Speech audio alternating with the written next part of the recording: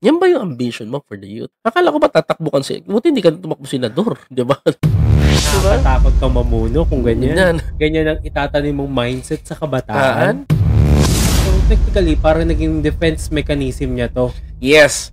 Defense mechanism niya to. Itong ginawa niya na panghikayat sa mga kabataan, na sumugod, di ba? Pero na main question kasi nito, ang gusto kong tanongin sa kanya, yan ba yung ambition mo for the youth? Akala ko ba tatakbo ka buti hindi ka tumakbo senador, di ba?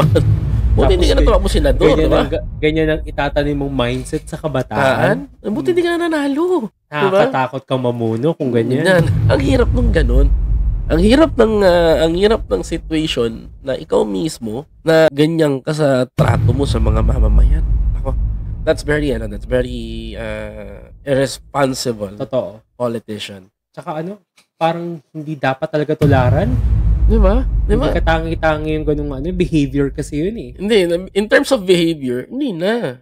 Pangit yun. Pangit. Hindi, baka ka ako nadala lang nung bugso ng damdamin. Hindi, damdamin ni Kate. Yung apo kasi. yung kineme niya, jowa ni Kineme Ruth. Nagkemehan pala. Hindi. Ano? Yung Oo nga, balita ko. Bubulong ko. Yun na yun. Alam ko yun. Binulong ko na lang sa'yo. Nabalitaan ko nga yun. Sunod ng Baguio, La Union going to Ilocos Norte. Kaya nga inagapan yan Ilocos Sur. Inagapan niya na kasi natakot. Baka may masilip. Baka may masilip. Alay na ako yung ano ko.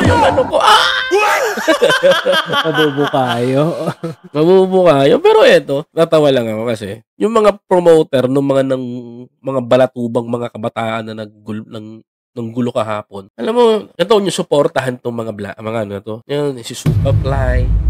Ito Superfly Ito lang komento ko lang. Ito komento ko to kay Superfly. Huwag ka mag-promote na sabi nyo, kinalog kayo ng yung kay Song nag-post eh.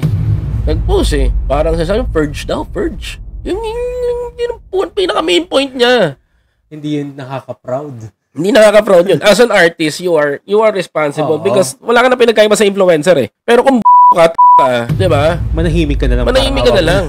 Bakit akal? Alam niya ba yung nangyayari? Ako nga tawan-tawa nga ako eh. Kung sino pa yung mga hindi pa taxpayer, yung pa yung mga reklamador eh.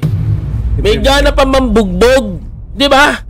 Hindi ka na nga taxpayer, palamunin ka pa sa bahay ninyo, nambugbog ka pa. Ikaw pa mananakit, di ba? Ikaw mananakit.